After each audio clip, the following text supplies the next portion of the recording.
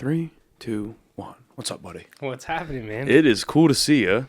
Congrats on all this, like, the recent success you've had, dude. Thank you, man. Thank you. Yeah, it's very unreal. Like, so you went out, like, was it a couple of shows or was it like a small, like, circuit with, like, Rvshvd? And... So, yeah, kind of a little bit of both. I've done one tour with him that was basically 3 fly dates. Like, they flew me out to Ohio.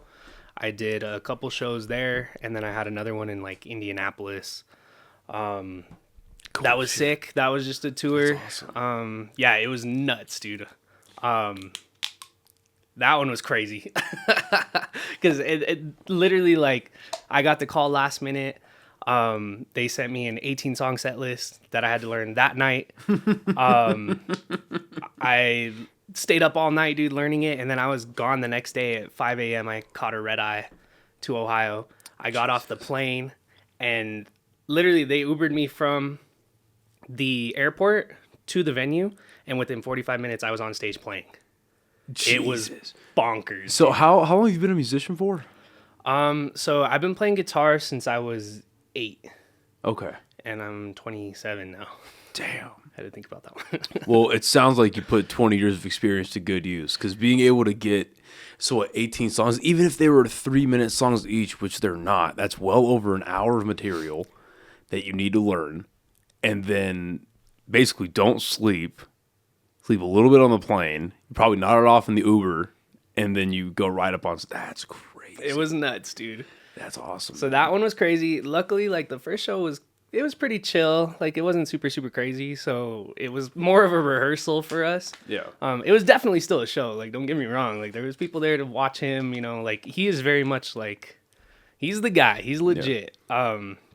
So there were people there to watch him, and there was a lot of pressure. I wasn't sure what it was going to be like just a brand new band, like dudes I'd never met before. This guy is obviously like operating on a higher level than stuff I was used to before that. And I mean, it was very, very nerve wracking, but it went smoothly. And then the next couple of days, like I said, we kind of did another date in Ohio, and then to Indianapolis. And that one was a big, like, outdoor festival type gig. That was so cool. The biggest one I'd played at the time.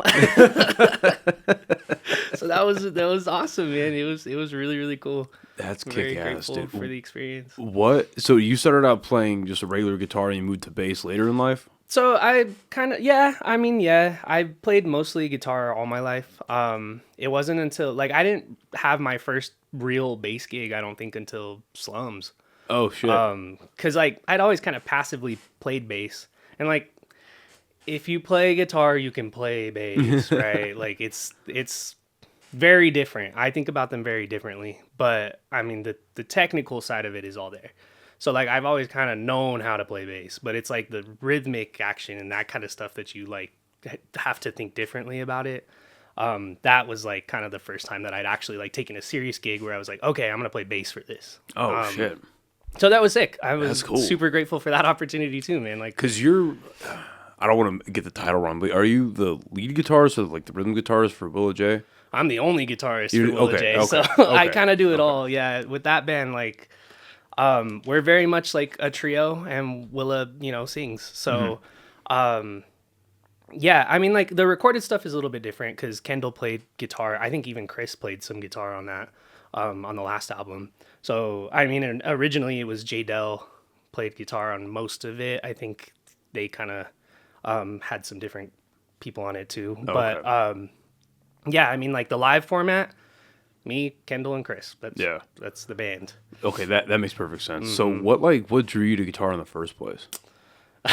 Guitar Hero, dude. Okay, that's the answer I thought you were going to say. Because so many people, like, I don't say I used to play guitar, but I tried guitar at an early age. Sure, yeah. And I went through, like during, like, high school and a little bit of college, there would be a couple of months where it's like, I'm going to play guitar again. Yeah. And then, like, I would get into it, and I'm like, this is too hard. I get past, like, Green Day songs, and I'm like, all right, no, I'm done. I'm done. But yeah, Guitar Hero is what originally got, like, I think a lot of people are. How old are you? 29? 27. 27. Yeah. Okay. So, okay, we're the same age. Okay, so, most dudes our age, if we have any interest in guitar, it's because of that fucking video game. Yeah. Yeah, dude. Yeah, I just was hooked on the game for sure. And like every day after school, like I would have my buddy like come over and play it. And like we would just, that was our thing. And this episode of the podcast is brought to you by the amazing people over at Chop Chili Company. Guys, they are the original sponsor of this podcast, and I could not be happier to continue to be working with these guys. I get it. It's New Mexico. Everyone loves red, green, both. But this genuinely is my favorite brand of chili here in the state of New Mexico, and I love being able to partner up with these guys. They are absolutely phenomenal. Zane and the rest of the team at Chop Chili do an amazing job running that company, and they make an absolutely phenomenal product. And right now, they are running a very special promotional on their Instagram. Go check them out on Instagram. Go give them a follow. And as they post pictures with the hashtag Where's My Chili Challenge, if you can guess where in New Mexico that picture was taken, you can win not only free red or green chili, but also a free custom t-shirt directly from the company themselves. Again, go check them out on Instagram, give them a follow, check out their hashtag Where's My Chili Challenge. Win yourself some free chili, win yourself some free shirts. They are also available in Smith's, Albertsons, Sprouts, and a ton of other grocery stores in the state of New Mexico, as well as El Paso, and they are expanding out to West Texas. Again, thank you so much to Zane and the rest of his amazing team over at Chop Chili. Back to the episode. I just, at some point, I was like, I could do this. I could do this, whatever. So my little brother had a guitar. Like, originally, I was playing drums. That was, like, my first instrument. My parents bought me a drum set. I just never took to it. But, yeah, my little brother had a guitar. Was one of your parents a drummer, or? My dad was a musician. Okay. Yeah, he's played a little bit of everything. He's never, like, seriously played anything. But, yeah, he was, like, a worship leader for a long time, too. So, like... that doesn't necessarily equate. Right. Well, musicianship, but yeah, no, I get you. It was just funny how many, like, I mean, we were just talking about how you go to the same church and you're in the same worship band as a couple of guys from the Mangoes, and then like so many musicians that I've talked to here in town started in the church. Yeah, whether they're still involved in the church or not. Yep. Seems to be just irrelevant. The thing they took out of it was just playing music. Yeah. I mean, yeah, that's where I started, on stage. I like to believe, man, that like I've been playing on a stage in church since I was 8. Basically, when I learned 3 chords. That's all I needed for the church music at that time. Right. G, C, D. That was it. So once I learned those 3, my dad was a pastor for a long time. So he just threw me on the stage, and that was kind of it. And so I like to think that kind of prepped me, all my life that I've been playing on stages. And now I'm, finally at a level where I'm like doing this professionally. Yeah. Like, I still get nervous for every show. Don't get me wrong. But... yeah. Like, it's very much especially when you start leveling up like you have been recently. It's like, oh, shit. Like, nothing against like, Albuquerque venues, but, like, not everybody's selling it or playing like a packed out, like, Sunshine or El Rey or Revel. Yeah. A lot of the time it's Inside Out, it's Launchpad and Marble, and they're great venues. Dude, it's not a festival. No, there's nothing against what is happening in Albuquerque. It is very different. Yeah. These are good training grounds, I'd 100%, imagine, right? 100%. Because I feel that, and I talked to a couple of my comedian buddies about it, and even the ones that have, like, I hate to say, like, made it out of Albuquerque, but, like, the ones that moved on, like, at bigger scenes or whatever, they all say the same thing. Like, the things that you learn as a performer here in Albuquerque carry you so far when you go somewhere bigger. Have you felt the same way? So I would say, so far in my experience operating at that level, it's the same, just bigger. Bring the mic like a little closer. Oh, yeah, I got you. Feel free to fuck around. It feels finicky, but feel free to fuck around however you want. It's not going to break on you. Yeah. Well, I say that, but like a week and a half ago, we were doing a live stream, and maybe I should have said this up front, but like I thought it was just common sense. You don't want to move it you can move it by like this, you move it by the arm, and my buddy's over there, and he just yanks it, and the whole thing just goes boom. But, anyway, so the things you learned in Albuquerque carrying you through. No, it's the same, dude. It's just at a bigger level. Like, I mean, the organization, like everything, like all of the things that we experience here, it's still out there, man. Like a lot of these dudes that I'm playing with now, they're based out of Nashville. So they're kind of used to these big shows. To them, like, that's kind of just, that's what they do on the weekend. Like, their weekend gig is playing festivals and stuff like that. They're getting flown out all the time. Like, the dudes that I'm playing with, that's just their life. Yeah, that's crazy. And they don't think anything of it. This episode of the podcast is brought to you by the amazing people over at High Desert Relief, a premier herbal destination right here in the state of New Mexico. They have extremely well-trained and knowledgeable staff that are more than happy to help you find what you're looking for or try something that you maybe have never thought of before. They have 2 locations right here in Albuquerque and a 3rd in Santa Fe. All 3 will be listed in the description of this episode below. All 3 locations offering legendary products at absolutely legendary prices, including this awesome merch that they were so kind enough to give me. They can be found at all 3 of the locations. Again, big thank you to all the people over at HDR. Back to the episode. And I'm like, man, this is crazy. You guys are like, this is crazy.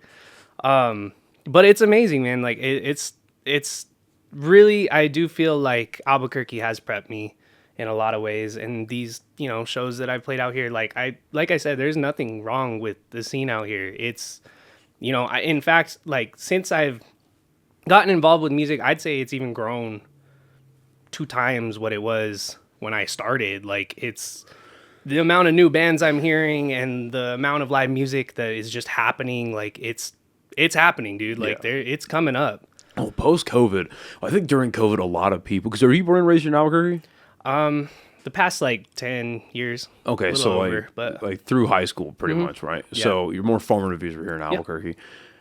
Yep. Before COVID, now granted, I was never really a guy that went out a lot anyway, but I would never even hear about local, unless it was not bigger, but bands that I followed that came through Launchpad or like the venues on Central. I never really knew about live shows or live music shows that were happening for local stuff. And then same things comedians never really knew about anything that was going on just because just from what I've heard, the scene wasn't as big on both ends and there wasn't a lot of promotion going on and that type of stuff. But then when COVID happens, everyone's locked in their house.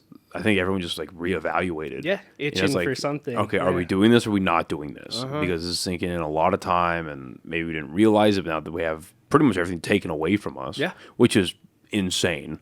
I can't believe how people, maybe I'm alone in this and maybe I'm also a little bit stoned, but people seem to have forgotten how weird COVID was. You know what I mean? Crazy. It feels like a long time ago, but it's that was 4 years ago. Because we're in October right now. Yeah, 4 years ago, New Mexico especially, very locked down. Couldn't go out and do anything. You had to go to Costco at a certain time. You had, if there were bars open, it was 15 people total, and you couldn't sit. It was bullshit. I remember, man. Yeah. But anyway, I think people really just reevaluated what was important to them. And it's okay, we should really start a band. We can fucking do this. Or it's maybe we shouldn't be doing this, or maybe we should take this more seriously. So it's just growing and growing. Yeah. And to your point, almost at least once a month, I'll be on Instagram scrolling through stories, and my musician friends will come across, and there's a new group that I've never heard of, or a new singer that I've never heard of, or it's really encouraging. Yeah. And the fact that a lot of these venues will book local bands so often, or at least advocate for local bands to hop onto bigger shows, it's very encouraging. Dude, yeah. And I mean, I know there's some venues in Albuquerque that will have whoever that don't prefer cover music. It happens. Yeah, exactly. But honestly, I'm down with that. If it's getting people playing, getting people on stage, it's the same thing that happened for me in the church. It's just in the secular world or the normal, normal people world. Right. Yeah. So I'm down with that. It gives people an audience, and a place to cut their teeth, and that's important. I mean, if you want the music scene to grow, it's got to start somewhere. Yeah.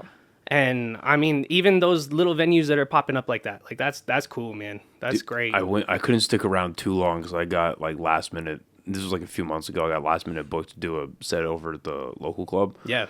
But I popped into this place to see my buddy's band play Centennial. I popped into this place called It's like the Den, Ren's Den. Ren's Den, yep. Never seen it before. Never even, I had heard about it, but I'd never been. Dude, that was something out of the fucking 90s. It's It crazy. was so cool. Dude, the DIY scene, especially in Barelas, dude, it's popping. Yeah. It's popping right now. Because La Chancla, too, is another one that's down there. I've heard of it, but never been. Dude, it's literally around the corner. Oh, shit. They're, like, on the same block, basically. 'Cause I was going to say, from what I could tell, because it was very late at night, but like from what I could tell, it's a residential home, and all the walls are knocked down, and it's somehow standing still. It's nuts. And like, it's like, well, because like I had walked in right before Centennial was going to go up, and they're like setting up all their gear, and they have the door open, everyone's piling out. I go in and say what's up with my buddy, 'cause I want to buy a shirt from him too. And just the moisture just hits my glasses. And I'm like, where the fuck am I? Dude. And I'm like, oh, right. Oh, yeah, this is actually smelly as fuck, but kind of Oh, cool. yeah. Oh, yeah, But dude. it's cool. The dingy DIY scene, dude, I'm all about it. Yeah. It's cool, man. It's cool to see people. Because, again, like, there are venues. Like, pretty much every venue that could do music here does music, and it's awesome. But not everyone can get booked. Yeah. And quite frankly, not everybody's ready to get booked. Yeah. So having little like community, like grassroots shit like that, again, it's very, very encouraging.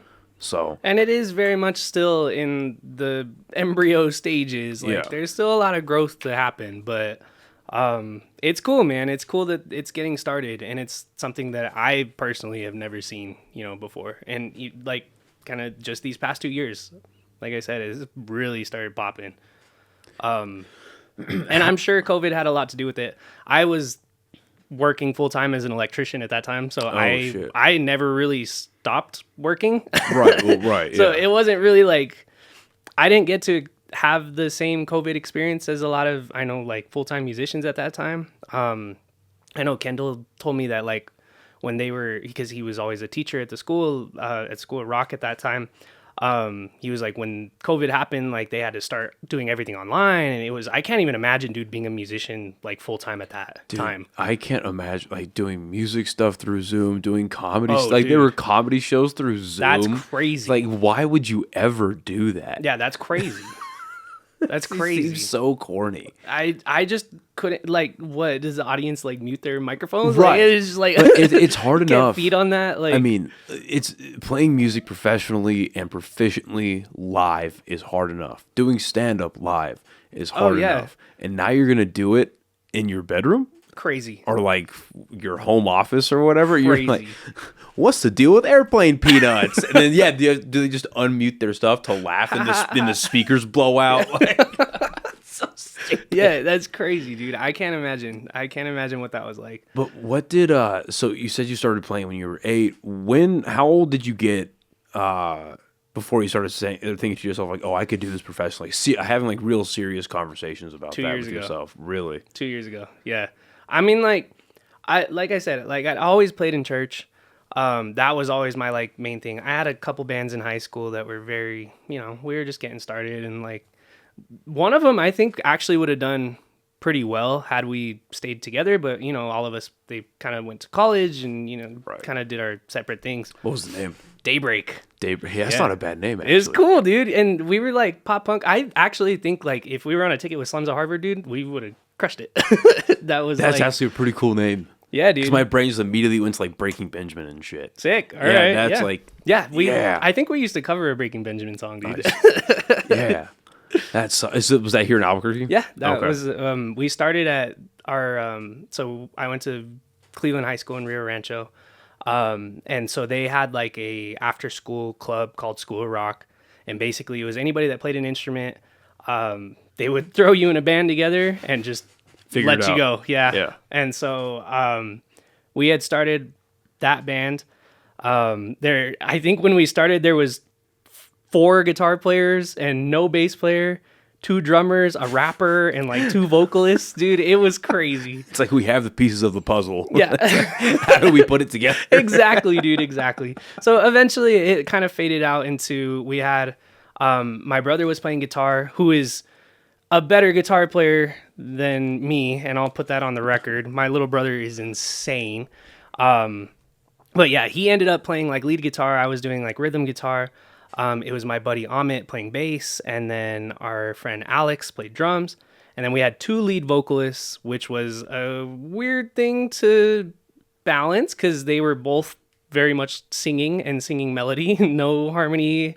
No, we hadn't quite gotten that far yet, but it was a cool band, man. Yeah, like I said, like I feel like we were finally starting to catch a groove, and then kind of college life happened. Yeah. But yeah, that was kind of my first tenure into like music, I guess, really in general. So now that you're starting to get these opportunities where you're traveling for music and again, like doing real professional things outside, like how important do you think it is for, especially like a beginner, to not only just be good at what their job is, but provide value in other ways? You know what I mean? Like just be a useful part of a team. Sure. Like what type of like soft skills do you think you've learned so far that have helped you out? Like again, like you show up, you have a bunch of people that you've never met before, you've never played with them before. Like, are you looking for like you're seeing like how they play to get in rhythm with them? Are you like actually having like like conversations about, hey, how do we do this? Like, how do you approach new scenarios like that? Sure. So I would say I'm just gonna check the cameras and shit, but keep going. No, yeah, you're good. In that kind of scenario, I really feel like I kind of fed a lot on what the other guys were doing because it was such a new situation. Like, I think the only one that had actually played that set before was the bass player, and he was crushing it. He, his name is Phil Moore, insane session tour bass player. He's nuts. But he was doing a lot of like music directing while he was on stage. So that kind of helped keep the band together. So how do you define music directing? So basically calling numbers, right? So any of whenever you're playing a song, they use what is kind of a standard music system called the Nashville number system, or just the number system based on your major scale. And it's just putting a number to every note in the scale, basically. And so you build chords out of those. And so he just called the numbers when it was like coming up if there was anything special. I had gotten, a rehearsal, I call it a bounce, but it was basically all the tracks from a show that they had done previously. So that's what I was listening to. And when I listened, like I learned by ear. So I just charted it out dummy proof. Like I just made sure that everything was on there, so that even if I just sat there and read my charts, like I was going to be fine. Is this something that's getting played to you like in an earpiece or? Yeah. So like Dropbox, like they just send a file and it's like the whole show, 45 minutes. Oh no, I meant like when you're playing, so you're listening. No. Nah, okay. Yeah, he's like calling them out live. Oh, so shit. A lot of it is like hand signals. Like that's a 6. You got 1, 2, 3, 4, 5, right? 6, and then 7. So that's like. One of the things that he was doing was calling numbers, and then hits, like just basically like if there's anything special coming up in the song, he'll just call the hit or the ending. Let's say 5 hits, and you got 1, 2, 3, 4, 5, and then that's the end. Like it's just a lot of it's on the fly, and I was not great at it the first gig. Like it definitely took some learning. But that's another thing that the church helped me with because that's a language that's pretty universal in the church, and I think if you kind of get into a more professional scene, like that's kind of a standard just to understand the language and know your number system, know your, all your scales and your chords, and like to have a pretty decent understanding of all that if you want to do it very seriously, Right. Because obviously professional musicians, they have so much experience being on stage with like the loud noise and coordinating like that. But I feel like as an audience member, there is so much that is happening on stage that we're not seeing. Yeah.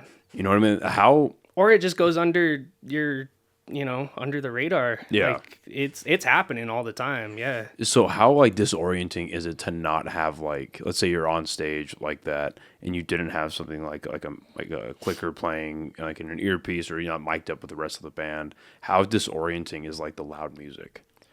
So I mean it kind of just depends. So what you're saying is if like the monitors are just playing, like you're just hearing the band. Yeah. Right? Right. I think that's more dependent on you because really? Okay. What we hear on stage is different than what the audience is hearing out there. Right. A lot of the time, the audience is hearing it way louder. Like we're kind of able to. That's why we sound check before every show, right? Like we want to make sure that we hear enough of ourselves, we hear enough of each other, and what we need, basically. So I think that's kind of dependent on what you need and want. Right. So, I mean, disorienting, it can be, I guess, if, you know, your mix is bad. But if it's bad, it's mostly either you got a sound guy that doesn't know what he's doing or doesn't, you know, doesn't care. I've had that. Oh, yeah. But I'm sure. It can also mostly be on you if you don't like it. And some people just don't know what they need yet. Like that's due to inexperience. Yeah, exactly. That makes perfect sense. So I think that a lot of that is on you. For these guys, for Rvshvd, we have ran monitors, like stage monitors for the big festival that I played the first one. We ran just stage wedges. There was some side fills, which are basically just huge monitors on the sides of the stage that feed in. And then everybody just gets their own wedges in front of them. But I've also ran like in-ears, which is very common also at the church. So that I prefer on a huge stage like that. It just kind of condenses everything and makes it easier to hear. Like you can control it way, way better. If you're running monitors on the ground, like you're getting a lot of the crowd noise, which some people want, and that's its own thing for sure. Like I dig that too, but for a big stage, like I definitely prefer to hear everything right here. Right.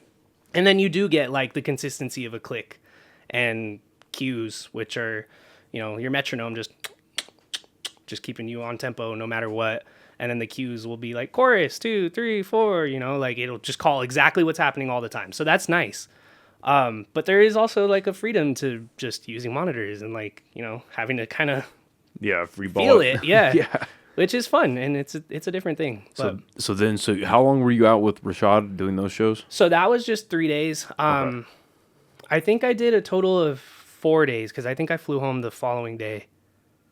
Yeah, I might have done 5 days that time because I feel like I had an off day in Nashville, but I that might have been just the same day I flew home.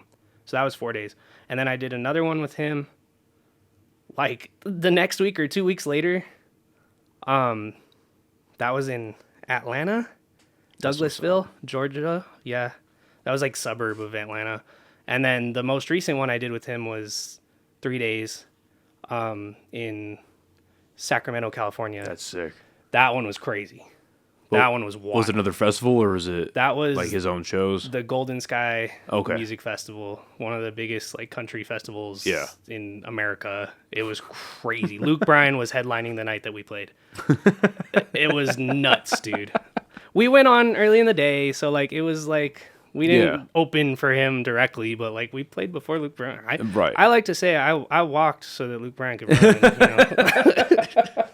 Well, no, but I mean, because I heard about that guy. I heard about Rvshvd like sometime early last year. Okay. Because he had put out a song with Ice Nine Kills that I'm a big fan of. Yeah. It's a great song. It's a lot of fun to play too. Yeah, that's so cool. Yeah.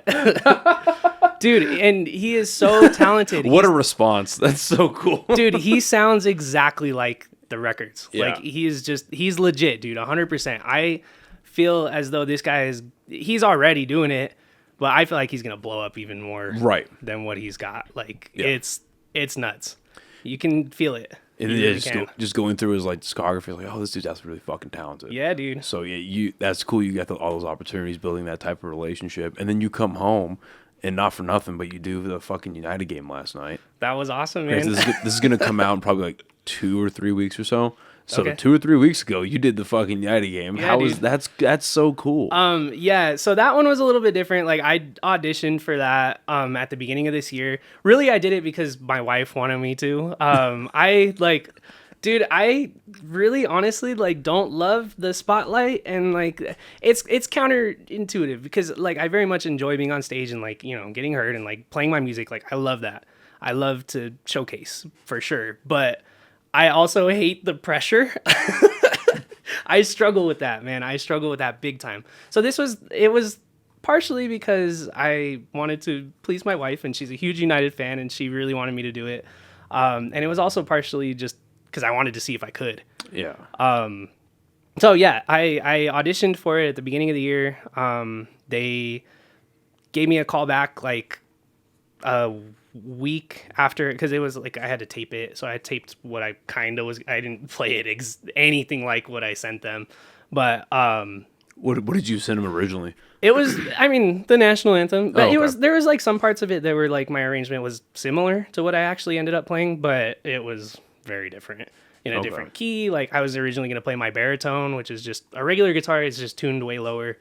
So I think I just wanted to do something weird and different, but I ended up just using my regular old pink telly that I love. But yeah, that was like what my original plan was. And then they called me back after they got my tape like a week later, maybe not, maybe it was just a couple days. And then they were like, we need you to come in and audition in person. So then I went to the store.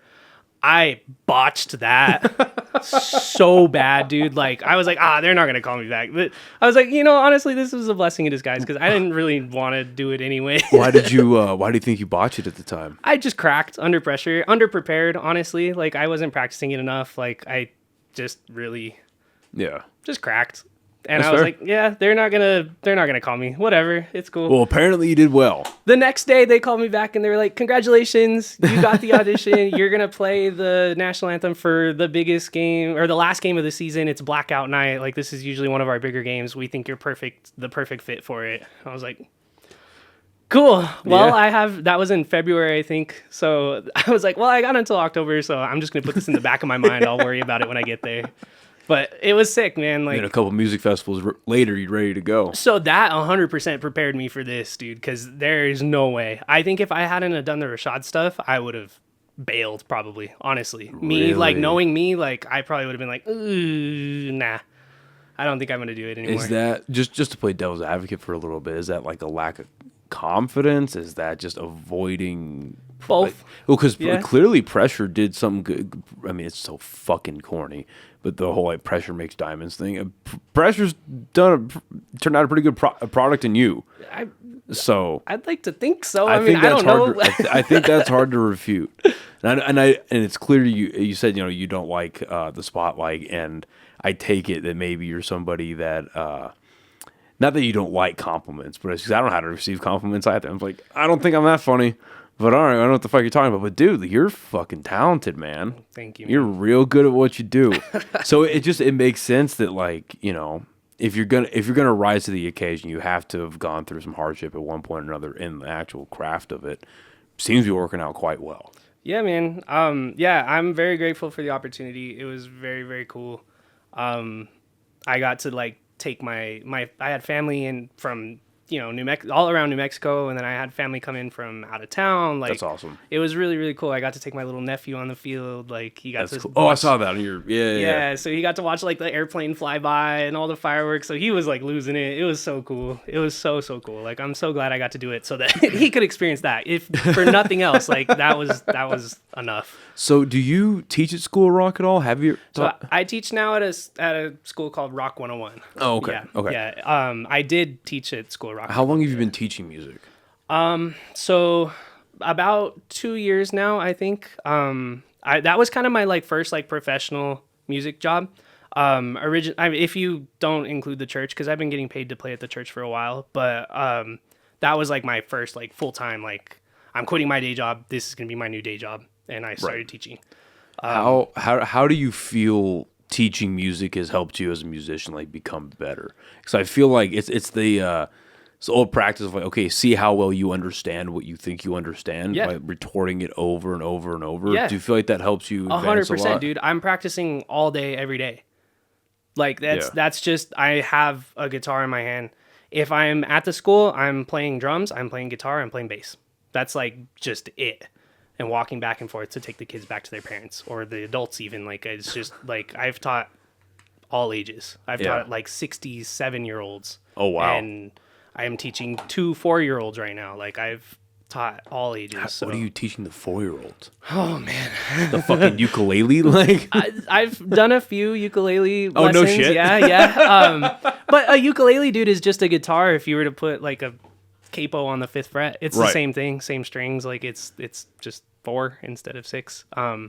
But they also make like 3-string guitars that are just the top half of the guitar. So I teach those to little kids. A lot of my young ones, they really aren't quite like they don't really comprehend music. So I'll teach them like music basics. be like, this is how you count a quarter note. 1, 2, 3, 4, right? Like just teach them basic music so that if they can understand that, then you can start applying it to an instrument. Like counting to a rhythm almost. Yeah, exactly. Yeah. I have a lot of like songs. I'll pull up a YouTube video and we'll just watch the YouTube video and clap together. Like stuff like that. Practical things that'll make sense to a 4-year-old. Because you can't hand a 4-year-old a guitar and be like, oh yeah, play this G chord right here. Like check this out. Nah, they don't get it. And I had to learn that the hard way because that's how I started teaching these guys. I'm like, I didn't know, bro. Like, I have no degree. I don't know nothing. Like, I just, here you go. Imagine this absolutely perplexed toddler with a human-sized guitar. Oh, yeah. It's something, man. Yeah. So I had to learn the hard way, like how to teach. But it's been so much fun and it's so rewarding, dude. Like getting to see somebody that doesn't, a little one or I have a lot, probably most of my students are teenagers. So like seeing a teenager who had no clue what music even was to start playing like a song, or like really the most rewarding thing is seeing a student that has no experience get up on the stage and perform. Like that is the sickest thing. No, are you talking like a stage at the school, stage at or the like school a stage or outside of the in school? general? Yeah, It's like in a general. gig. I've had students that have gone and started bands and like now they're gigging around town. Like that's sick. That is like my dream for being a teacher. And like honestly, like I love teaching so much that like if I never had another Rvshvd gig again, like I would be perfectly content playing at the church and teaching all week. Like that's enough. That's for cool, me. man. Yeah. That's because every like, how do you put it? Like, I guess every art form needs a person like you doing that can they need that, because like where else are the new guys going to learn from? You know what I mean? Because and then what's the bigger negative to that would be like now you just have possibly less passion or just not very great teachers. Sure. And so when you're teaching somebody that doesn't know a whole lot about guitar, are you starting them with like the basics of like not just how to hold it and strum, but like how do you like what a chord is and like what are the basic chords, or are you teaching them like and I asked this from personal experience because I used to, when I took guitar lessons again, I think in like middle school or something like that, they the guy that was teaching the guitar lessons, he only taught me tab. Mm-hmm. And he only taught me tab, and he only taught me how to play like different songs. I didn't know how to read music. Never knew like what a fucking chord was. I mean, I was probably playing chords, sure, but I just knew like the 2, 5, 4, whatever. You know what I mean? And a lot of it was like, especially at the time, I'm still very much into that genre of music. But I was always asking like, how do you play this Green Day song? Yeah. Or how do you play this whatever song? So it's all like like there's 3 different chords that carry maybe a little guitar solo, but they're not very complicated. Yeah. Are you teaching people like that? Like, is there a better way to do it? Does it depend on the person? 100%. It depends on the student, honestly. Like, I kind of always approach it with, it's probably something I learned from School Rock, where they used to have this theory that it's like song first. So you teach the song and then you use that to teach theory or technique. Like you just teach the song. So that was like the School of Rock method. Since then, now that I'm at Rock 101, like it's more independent. Like I can kind of use my own techniques and things that I've learned. They very much had like a school and train of thought. Like for Rock 101, I can kind of do my own thing, at least in, kind of the way I structure my lessons and stuff like that, and like the growth on like a weekly basis. But it really depends on the student. So some really, really benefit from me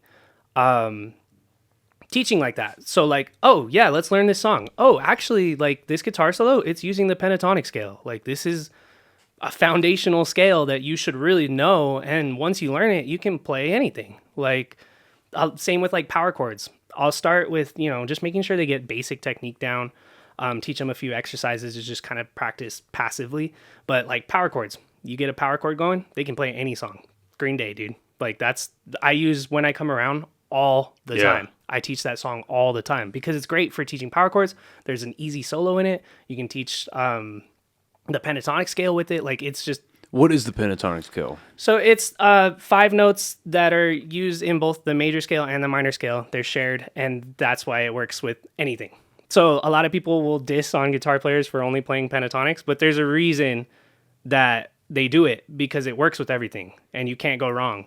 Like there's definitely more interesting things you can do on a guitar, but like you don't need to, because dude, literally But you don't need I'm gas. telling you. Fair enough. Dude, do you listen to indie music? Define indie. I mean, Like mellow, give me a I don't band, know. I guess. Oh my god, I'm blanking on every Well, indie band I've ever listened to. probably, Modest probably. Mouse, I don't know. Modest Mouse definitely came to my Yeah, mind too. I don't know if yeah. they're like huge or not, but yeah. Yeah, that's like the one of the more recent indie alt bands. I don't know. I also like classifying bands, dude, is so hard for me because there's so many like subgenres that I can just like nerd out on. But I don't know. They're not like hardly indie, honestly. They're like definitely more like alternative, but. I don't know, like their riffs, dude, are all pentatonic basically. Like the Strokes used a lot of pentatonic. Just it's everywhere. It's in the blues, it's in country, it's in every genre uses the pentatonic in some way or another. And that's because it works and it's easy. Yeah. And if you learn all the shapes, you got 5 shapes to go up and down the neck of the guitar and you're straight, dude. You don't need to go any further. You can definitely expand on it because that's only 5 notes, but you don't need to. Interesting. And not everybody needs to be Eddie Van Halen. No. It's just fucking No, shredding. dude, to play 4-chord songs, you don't need to. You don't need to. So when you have a new student and so again, I'd imagine it varies between the person, but how are you tracking progress? Like you should be at this point this many months in. I mean, I probably should do a better job of that, but I'm like honestly more focused on like let's make sure the student's having fun and learning at the same time. Because, like, I don't want to be a teacher that, like, they dread coming in. Or, like, I definitely feel this way with some of my students where, like, I kind of feel like a babysitter sometimes. Where, like, the parent will be bringing them to get them away from, you know, whatever. Like, get some time alone or they got to go work or whatever. Like, I get it. I'm not judging. Yeah. But I definitely feel that way with some of my students. So, like, those ones you can usually tell that, like, they're not really there. So, like, they don't really want to play guitar. Exactly. So I'm just like, yeah, let's just have fun. Like, let's just figure out what you want to do. There's definitely some students like that. And like trying to get them engaged is like its own thing. Sometimes that's a success in itself is just getting the student engaged and like wanting to be there. Well, being able to have hand-eye coordination like that, be able to understand, because music's like a whole different language on its own. Mm-hmm. So being able to get a basic understanding of that, so where maybe if it does come up in your life at some point, you can kind of just carry your way through a conversation, or you can understand something and survive by playing a little bit. Being able to get that across to somebody that really doesn't have a whole lot of interest in it in the first place is a challenge and a reward in itself. Yeah. So it makes perfect sense. And I mean, definitely some students, you can track their progress way easier. Like they'll just have, you know, they'll have a song that they'll bring you and be like, oh, I can't do this. And then you're just like, well, hang on. Like, let's check it out. Like, let's simplify it first. Let's learn it the easy way. And then when you feel like you've got it that way, let's make it a little bit harder and a little bit harder until they get the whole song. And then that's like progress that you're hearing, I guess, but you're seeing that. You're seeing them, go from this song is way too hard to, okay, I can play AC/DC now. Like, sick. What's next? Well, that, and it's crazy how, like, I haven't picked up a guitar in probably a year and a half, but it is crazy how much more challenging something can get if you just add a finger somewhere. Mm-hmm. It's like it strains a whole different part of the brain to, like, remember, like, no, you're not just doing this, you're doing, like, that, or, like, whatever the fuck. How do you... I guess in a basic way, how do you teach like that type of finger dexterity? Are there like finger exercises you can do? Like how would you teach that to a layman? Yeah, so I mean that's one thing. You'll teach some just basic exercises. I call it one of them a caterpillar method, which is basically just a chromatic exercise. If you really wanted to break it down like theory wise, it's just one note in order on one string. And like when you feel good, like you're getting just that going, just back and forth, you can start moving it up the neck to where you're crawling, or you can start skipping strings. So then you would go like 1, 2 to the next string, 3 to the next string, right? So you're just kind of skipping strings back and forth. That builds just finger independence, dexterity, strength. Like that will help, especially a little one. Like they really struggle a lot of the time with that kind of hand-eye coordination stuff. Like that'll get them there, right? Just to be able to hold the notes down. Kind of playing chords, that's a different ball game. I mean, it's just practice at that point. Like definitely those little exercises help, but the more you practice in general, like the easier it gets. Like that's just can't get away from the hard work. Like, that is one thing about it that's good. Just like with a lot of other art forms, it's just there's tips and techniques you can learn. But at the end of the day, it's going to be years. And it's going to be years of just falling on your face and just like being frustrated and trying to figure out how to do things properly. I mean, I feel that right now with fucking stand-up, where it's like, I know I have the ability to be funny, and I know I have the ability to write better material, but the only way I get there is by writing subpar material and giving TED Talks at comedy shows until it's like, oh, okay, that's funny. And you can kind of see what works, right? Yeah. I'm sure there's a lot of trial and error in that. Oh God, yeah. Yeah. Of just saying absolutely horrendous things to figure out what's funny, like what crowd likes something and what crowd doesn't like it. Like, yeah. Well, it's so crazy because like I have at the end of my set, my closing bit is about, funny enough, it's about growing up in a Christian household. Okay. And I'll do that bit here, and it does fine in Albuquerque, and it gets me by. And a lot of shows, like The Last Big Punch, works well and all that type of stuff. But it takes like some build-up. There's a little bit of silence in the beginning, just setting the stage, setting the scenario for it. But then I go down to Ruidoso a couple weeks ago, and it's like there's some Ruidoso people there, but it's a lot of like West Texas and like travel and stuff like that. They're taking over, dude. Yeah. It's crazy. And well, it's very conservative, right, as compared to Albuquerque. Right, Very conservative. And so one of the opening parts of my bit, I say like, I grew up in this household, nothing wrong with that. I'm still a Christian to today. And usually to me, it's like a throwaway line. It's just like a thing that like sets the setting, I guess. Because I'm not here to make fun of Christians. I'm just making funny observations, right? Yes. That kind of thing. Just because I don't want to offend anybody outright. Yeah. But I say that down in Ruidoso, and when there's normally silence, I get an applause break, and I'm like, oh no. Well, this joke is not going to land anymore. Well, because now I know. Because my last joke, I make fun of Passion of the Christ. Oh. And a lot of the audiences really like it. Yeah. Because I'm not saying anything horrible, but it's just I'm making a funny observation. You shouldn't show it to a 7-year-old, and it's a horror movie. But I said that to the conservative crowd, and it just died. Like you could have heard a pin drop. Oh. Like you heard, it's like one of the waitresses that was walking around was wearing high heels. You could hear her high. Oh, dude. And I'm like, oh no. Oh man. Well, but then it's like, okay, just because I didn't.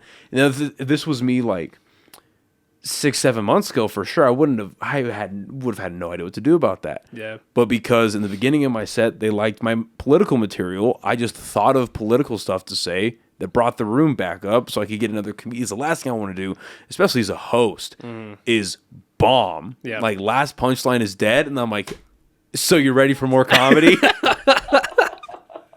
Yeah, dude.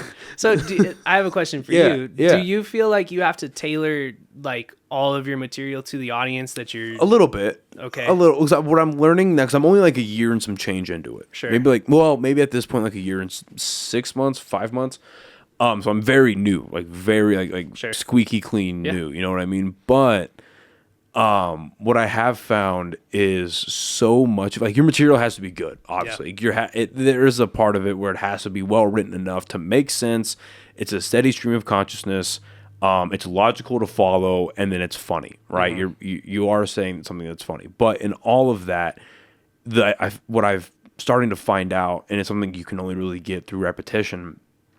The better you understand your own perspective on something, and the better you understand your own train of thought, and the better that you understand how to not be like, there are some comedians that do a very exaggerated version of themselves, and that's what they are. That's just not me. Yeah. Like, I don't have that energy. Like, I can be high energy and be like, not boisterous, but just be performative. Right, because it is a performance, right? Sure. So I also just can't be wacky and zany. That's just not my personality. I'm this. You know what I mean? I'm not very like. That's just not me. Yeah. But so much of it is the better you understand your perspective and your own personality, the more natural it feels. Like, it's a performance, but it feels less showy. You know, it's like a great example, I guess, is Shane Gillis. Sure. What makes him so funny? Have you seen his stuff at all, Shane? Okay, so I'm not like super heavy into comedy, but like you've seen like clips and shit, right? Mm-hmm. So what makes him so funny is he doesn't come off as a comedian. He's like the funniest guy at the house party. Okay, yeah. And what's so good about his stuff, and I think this is a common denominator with comedians that are performing at a high level. Even if it's a packed out hundreds of thousands of, or not hundreds of people, like thousands of people, tens of thousands of people in an arena, or it's like 200 people at a club. What they're really good at is they're able to make it feel like to you, like they're speaking directly to you. Sure. They're here to make you laugh, and only you. They want to be funny with you. They want to be friendly to you, like that type of thing. Right. And I think that goes across the spectrum, whether it's somebody like Shane Gillis or somebody like like an Anthony Jeselnik, where he's very deadpan, borderline mean. Like his material is very dark. It's very it's just a mean material, but he does it kind of tongue in cheek. So he was like, oh yeah, you are saying horrendous things, but we're all in on the joke that you're making a joke in the comedy. You know what I mean? Yeah. So the better you understand that, because even like there's like the Christian bit, or especially so like recently with the political stuff.